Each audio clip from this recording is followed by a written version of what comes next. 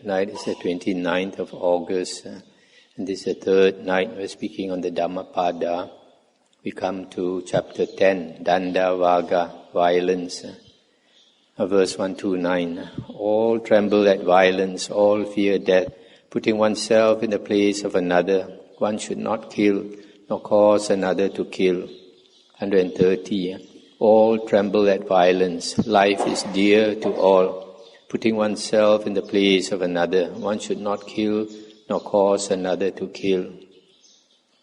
So here basically, if we fear death and we value our life, so do all other beings. So we should not kill other beings or get another person to kill. 131. One who was himself seeking happiness oppresses with violence other beings who also desire happiness, will not attain happiness hereafter. 132. One who, while himself seeking happiness, does not oppress with violence other beings who also desire happiness, will find happiness hereafter. This karma vipaka is such that if we take the life of other beings, cause their life to be short, then our lives will naturally become short. Just as nowadays you find some children, sometimes even 1 or 2 years old, they have cancer, sometimes cancer of the bone, leukemia, for no apparent reason. And even if we don't kill other beings, we are violent towards other beings, that means harm them, physically harm them, give them pain. Then when we are reborn, it's unlikely that our body also will give us pain here, pain there, with all kinds of sickness. So this karma vipaka, action and its result follows us. Whatever we do, we get back. What we give to others, we get back in return. If not this lifetime, then in a future lifetime. 133. Do not speak harshly to anyone, for those thus spoken to might retort. Indeed, vindictive speech hurts, and retaliation may overtake you. We speak harshly to others, people don't like it, and they will retaliate, and then we'll get back hurtful words. 134. If, like a broken gong, you silence yourself, you have approached Nibbana, for vindictiveness is no more in you. This is more of a samana dhamma. There's one sutta where the Buddha told a monk that you cannot return anger with anger. For a monk, if he gets a scolding, he should not scold back.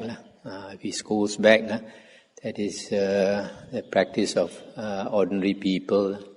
But for a monk, we should not return anger with anger. So here, like a broken gong, if a monk can practice like a broken gong, does not retaliate, then it's on his way to Nibbana. It's not easy to do. Normally when we get scolded, we get angry in return. 135. Just as a cowherd drives the cattle to pasture with a staff, so do old age and death drive out the life of beings. So aging and dying is natural to all beings. 136. When the fool commits evil deeds, he does not realize the consequences. The witless man is tormented by his own deeds, like one burned by fire. Ordinary people, we do evil because we don't understand the law of karma vipaka. If we understood the law of karma vipaka, we will never do evil. It's because we never realize the consequences are so bad. A lot of people don't know that there are ghost realms and even hell realms. A lot of people hear, but they don't believe that there's such a thing as hell, as ghosts and all that. So they just follow their tendencies, which is basically greed, hatred and delusion. 137. One who uses violence against those who are unarmed and offends those who are inoffensive, will soon come upon one of these 10 states. 138. He will incur sharp pain, disaster and bodily injury, or serious illness, or derangement of mind. 139. Or he will meet with trouble from the rulers, or grave charges, loss of relatives, or loss of wealth. 140. Or his houses will be destroyed by a ravaging fire, and upon dissolution of the body, that ignorant person will be reborn in hell. Sorry for a moment. So if a person is violent towards those who are inoffensive, then all the troubles will come to him. Especially if the person that is harmed is an Arya, then even worse. So one thing about the law of karma vipaka, when we do harm against somebody, does not mean that the person will harm us in return. If we harm somebody, we will get harmed, and anybody can harm us. It's like sometimes because of killing karma, person has a car accident and his life is shortened. It's not necessary that the particular person has to retaliate, has to give him back the consequences. Any other being can do it, because having done the evil deed, he attracts that vipaka, the result of his karma will come to him in whatever form. 141. Neither going about naked, nor matted locks, nor filth, nor fasting, nor lying on the ground, nor smearing oneself with ashes and dust, nor sitting on the heels in penance, can purify a mortal who has not overcome mental wavering. Mental wavering, I guess, refers to doubt. So if a person, like an external ascetic, he doesn't understand the Dhamma, and he doesn't have samadhi, so the mind is always wavering, doubting. So he practices all these ascetic practices, like going naked, having matted locks, means long hair that are matted together, smearing filth on the body, fasting, is lying on the ground, I'm not sure why, smearing his body with ashes and dust, etc. Cannot purify his defilements. 142. Even though he be well adorned, yet if he is poised, calm, controlled, and established in the holy life, having laid aside violence towards all beings, he truly is a holy man, a renunciate, a monk. So it is not outside appearances that is important. It is a man's heart. If the monk he is calm, controlled, and is not violent towards any beings, then he is really practicing the right way of a monk. 143. Only rarely is there a man in this world who, restrained by modesty, avoids reproach, as a thoroughbred horse avoids the whip. So it's rare to find a person who is restrained and is not blamable. For him to be that, then he has this hiri ottappa. Hiri ottappa is hiri is a sense of shame, and ottappa is fear of wrongdoing. So if he has these two qualities, then he'll be restrained. 144.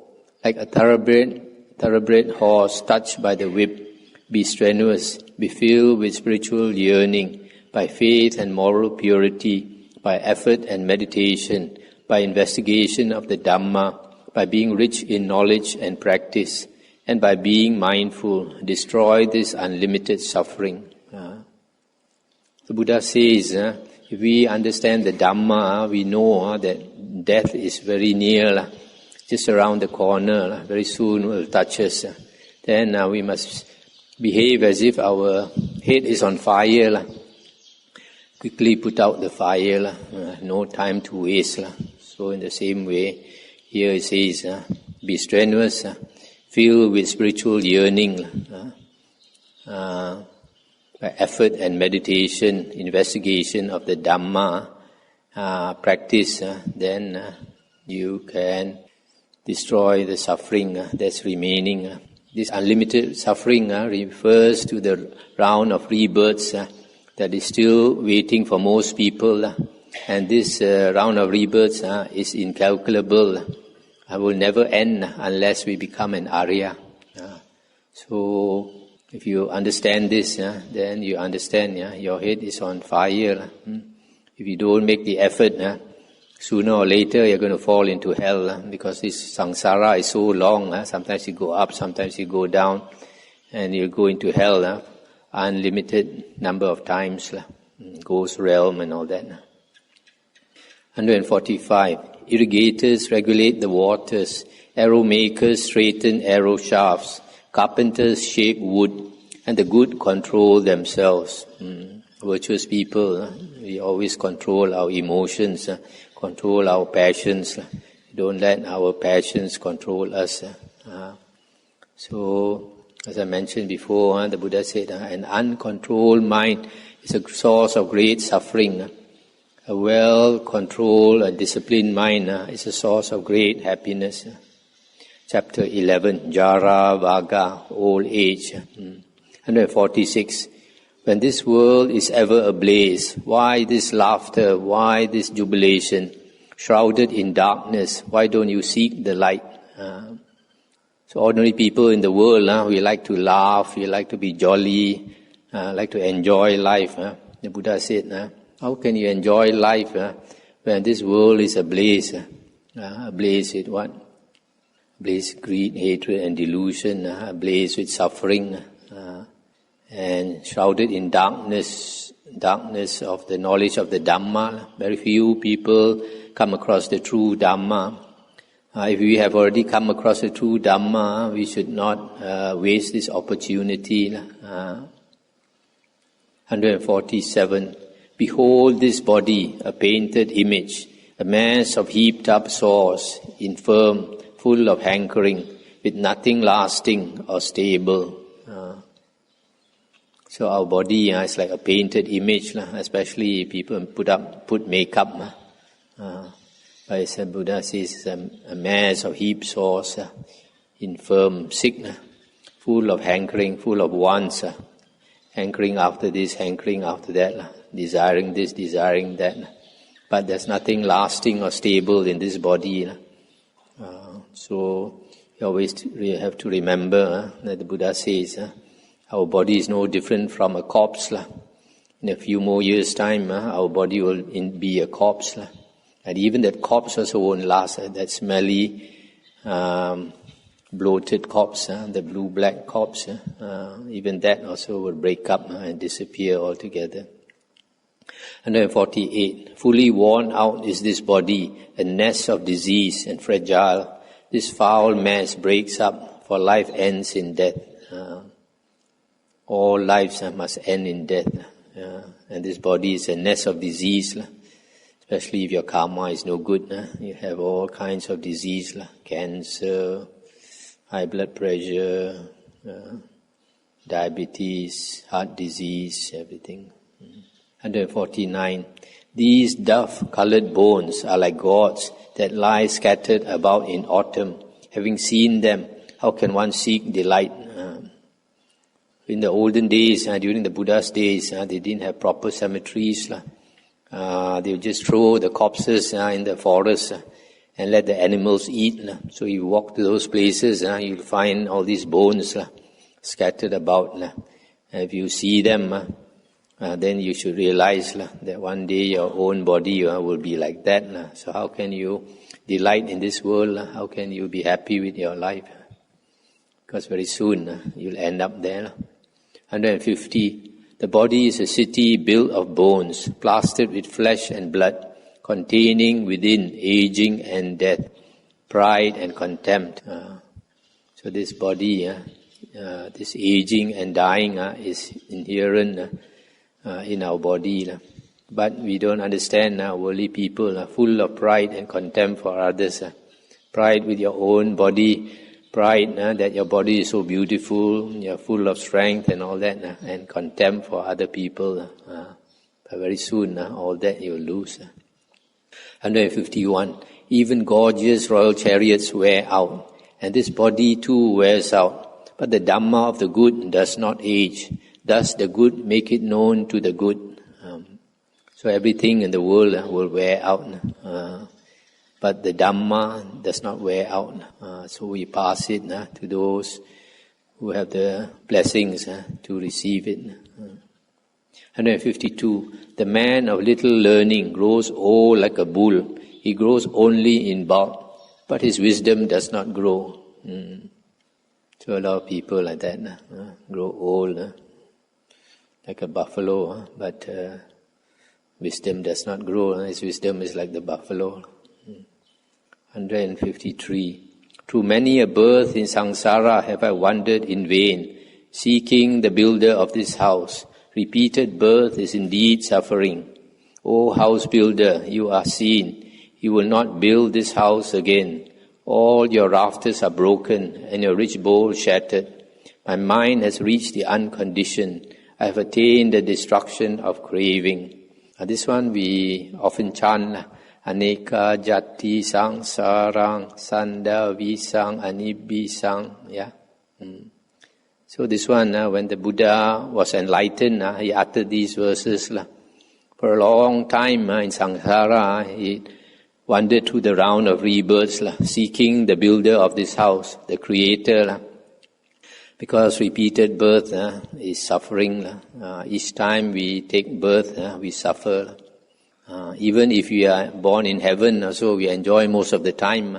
But when it's time for us to die, you see the devas, they also have a lot of suffering. Buddha says, devas, even though their lifespan is millions of years, yet when they are about to die, they think, why so fast? I'm dying, I have to go off. And they still got a lot of things to do, just like human beings, very busy. A lot of things still haven't done. Then the Buddha says, house builder, you are seen. You will never build this house again. The mind has reached the unconditioned state.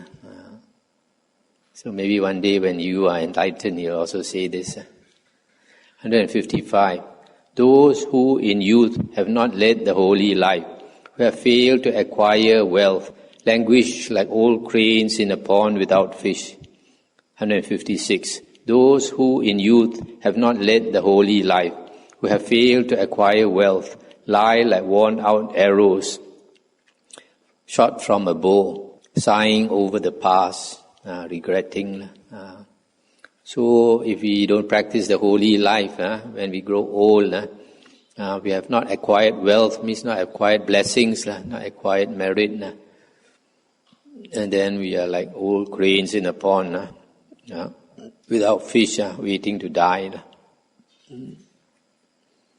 Sighing over the past, regretting, remorse, we didn't use our time properly. So we have the energy, we have the good fortune, especially to come across the Dhamma. In the whole world, very few people have the good fortune to meet the real Dhamma. And now that we have met the Dhamma, don't waste our time. Remember, at one time you were probably Deva. When you were passing away from the Deva realm, other Devas were telling you, take rebirth in the human realm. Remember? Then go and learn the Dhamma and have unshakable faith. That means understand the Dhamma so that you attain stream entry. So now the opportunity is here. Don't waste it. Chapter 12, Attavaga, the self. 157. If one holds oneself dear, one should diligently watch oneself. Let the wise person keep vigil during any of the 3 watches of the night. This refers more to monks. Because the 3 watches of the night, the first watch is 6 to 10 p.m. The second or middle watch is 10 p.m. to 2 a.m. And the third watch or last watch is 2 to 6 a.m. So the Buddha always advise his monks to be vigilant during the whole night. That means you can take a rest, but don't fall asleep. This is extremely difficult. 158. One should first establish oneself in what is proper. Then only should one instruct others. Thus the wise person will not be reproached. So, like the Buddha says, if a person is in the mud, it's difficult to pull another person out of the mud. So we should practice, and then instruct others is the best. But the Buddha also said, the good to benefit yourself and to benefit others at the same time. So as you practice the Dhamma, you also teach the Dhamma if you can. 159. One should do what one teaches others to do. If one would train others, one should be well control oneself. Difficult indeed is self-control. Self-control is very difficult. So we should, the Buddha says, we should show example. If we don't practice, we tell others to practice, then it's people won't listen. Just like a drunkard telling the son not to drink. 160. One is truly one's protector. Who else could the protector be? With oneself fully controlled, one gains a protector which is hard to gain. Just as we came across before, the best friend can be ourselves. The worst enemy can also be ourselves. So also the Buddha said in one sutta, be a lamp unto yourself, be a refuge unto yourself with no other refuge. Take the Dhamma as your lamp, take the Dhamma as your refuge with no other refuge. 161. The evil a witless person does by himself, born of himself and produced by himself, grinds him as a diamond, grinds a hard gem. This one we read in some other sutta. When a person goes down to hell, and he's confronted by this King Yama, and the King Yama will play the DVD of his past life. And you see all the actions he did, good and the bad. And then, of course, the bad is more. And the King Yama said, you have come here because of your own actions. It was done by you and you alone, not by your mother, not by your father, not by your son, not by your daughter, not by your wife, not by anybody, but you alone. So you alone have to bear the consequences of your actions. So here, just like that. 162. Just as a jungle creeper strangles the tree on which it grows, even so, a person who is exceedingly depraved harms himself as an enemy might wish. So if a person is depraved, that means he does all the unskillful actions, all the unwholesome actions, and he harms himself, just like a creeper strangling a tree. 163. Easy to do are things that are bad and harmful to oneself, but exceedingly difficult to do are things that are good and beneficial. Why is that so? Because our natural tendencies lead us to evil. Greed, hatred, and delusion are our tendencies. It's not the opposite. So if we behave like normal, ordinary people, then we follow our natural tendencies and we do harmful things because it's easy to do. But to do good things is like swimming against the current of life. 164. Whoever, on account of perverted views, reviles the teaching of the Arahants, the noble ones of righteous life, that fool, like the bamboo, produces fruits only for self-destruction. So you see the teaching of the Arahants. It's only later books. They say the teaching of the Bodhisattvas. During the Buddha's time, the pinnacle of the holy life is the Arahant. Even the Buddha himself is the Arahant. There are 10 names of the Buddha. If you look at the 10 names of the Buddha, one of them is Arahant. But the Chinese books don't like to use the word Arahant for the Buddha, so they say Yin Gong, worthy of offerings. But the actual fact is that the Buddha's name is Arahant. During the Buddha's time, only the Buddha was called the Arahant. The Buddha's disciples were never called Arahants. The Buddha's disciples were called liberated by wisdom or liberated by mind. Disciple liberated by wisdom and disciple liberated by mind. Only later, the later books call the Buddha's disciples Arahants. But actually the word Arahant is the Buddha's name. And the word Arahant comes from the word Arahatta. Ara and Hatta. Ara is the spokes of the wheel. And Hatta is destroyed, broken up. So the spokes of the wheel of existence, that means samsara. Samsara has been destroyed. So an Arahant is a liberated person who has destroyed the wheel of samsara. Has broken the wheel of samsara, will never be reborn again. So people with wrong views, they revile not only the teaching of the Arahants, they also revile the Arahants, talk bad about the Arahants. So the fool, like the bamboo, is going for self-destruction. 165. By oneself is evil done. By oneself is one defiled. By oneself is evil left undone. By oneself is one purified. Purity and impurity depend on oneself. No one can purify another. In the same way, no one can bless another. Nowadays, a lot of people like to ask for blessings from monks. Not only to bless him, sometimes even to bless the car, bless the house. This nonsense. 166. Let one not neglect one's own welfare for the sake of another, however great. Clearly understanding one's own welfare, let one be intent upon the good.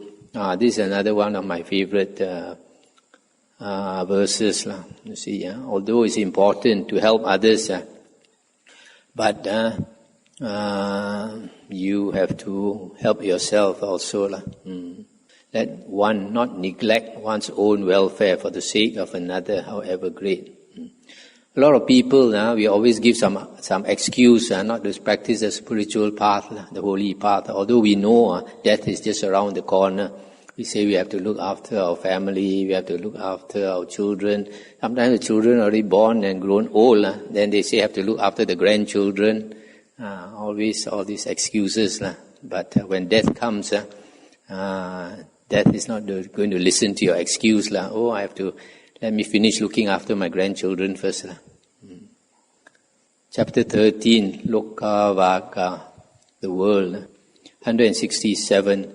Do not follow the vulgar way. Do not live in heedlessness. Do not hold false views.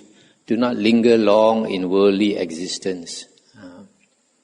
So don't be heedless. If you are heedless, careless, you'll be lingering a long time in samsara, worldly existence. 168. Rise, do not be heedless. Lead a life of good conduct. The righteous live happily both in this world and the next. 169. Lead a life of good conduct. Do not lead a base life. The righteous live happily both in this world and the next. So the Buddha says, arise, don't be careless, don't continue with the old way. Now that you heard the Dhamma, make an effort. 170. When one looks upon the world as a bubble and a mirage, the king of death does not see one. So, since the world, actually our world, is going to crash very soon, just like the share market.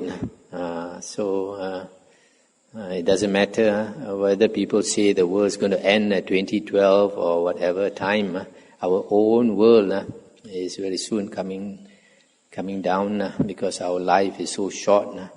So if we practice, then only the king of death cannot see you if you have reached the deathless. 171. Come, behold this world, which is like a decorated royal chariot. Here fools flounder, but the wise have no attachment to it. So most people, we like the world, Just like we like a decorated royal chariot, we want to play with the royal chariot. So a lot of people like to play in the world. That's how they flounder in the ocean of samsara. But the wise slowly let go of the attachments. 172. One who, having been heedless, is heedless no more, illuminates this world like the moon freed from a cloud. 173. One who by good covers the evil he has done, illuminates this world like the moon freed from a cloud. So if we have been careless before and we understand the Dhamma, then we are careless no more. And we practice the spiritual path. And we practice the spiritual path, then whatever evil we have done, we can cover it. A very good example is Angulimala. He killed hundreds of people, and he is bound for, he should be destined for hell, and end up in hell for millions and millions of years, because he understood the consequences. Having heard what the Buddha said, he strove very hard, and then became an Arahant, and didn't have to pay back all the evil that he did, because he had no more ego. Only when we have an ego, a self, the karma can follow us. When there's no self anymore, then the karma cannot attach to that self anymore, because there's no self. 174. Blind is this world. Here only a few possess insight. Only a few, like birds escaping from a net, go to the realm of bliss. As I mentioned before, the holy path is the path of the alone, to the alone, by the alone. So very few have the courage to walk this lonely path and get free. 175. Swans fly on the path of the sun. Men pass through the air by psychic powers. The wise are led away from the world after vanquishing Mara and his host. The Mara here refers to all the defilements inside us. If we can overcome all the defilements inside us, then only we are led out of the samsara. 176. For a liar who has violated the one law of truthfulness, who holds in scorn the hereafter, there is no evil that he cannot do. This person who does not understand the law of karma vipaka, so he doesn't believe in the afterlife, the hereafter. So if people tell him about karma vipaka and about future rebirth, he will scorn, won't believe at all. So such a person who does not believe in the law of karma vipaka, action and its consequence, then he dares to lie and dare to do any evil. He will not hesitate to do, because he doesn't understand the consequences or don't believe in the consequences. 177. Truly, misers fare not to heavenly realms, nor indeed do fools praise generosity.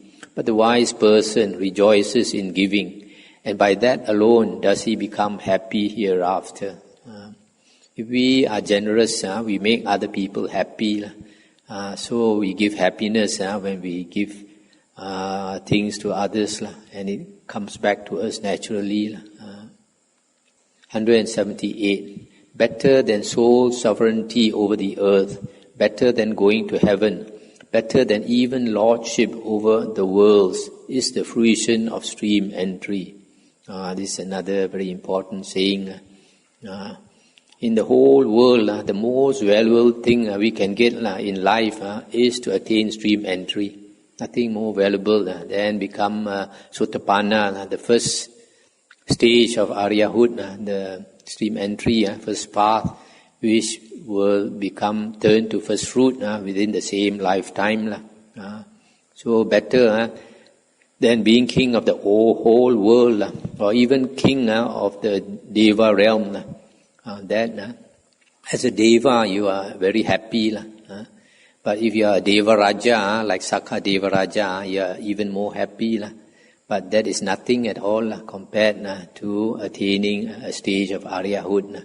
Because once you attain a stage of Aryahood, all the woeful planes of rebirth you've left behind. You'll never become a ghost again. You'll never become an animal. And you'll never be reborn in hell again. So the remaining suffering is very little. But even if you become Sakadeva Raja, king of all the devas, if you have not become an Arya, then the round of samsara is still very long. And because the round of samsara is still very long, you are sure, I guarantee you, that you become a ghost many times, animal many times, fall into hell uncountable number of times or so.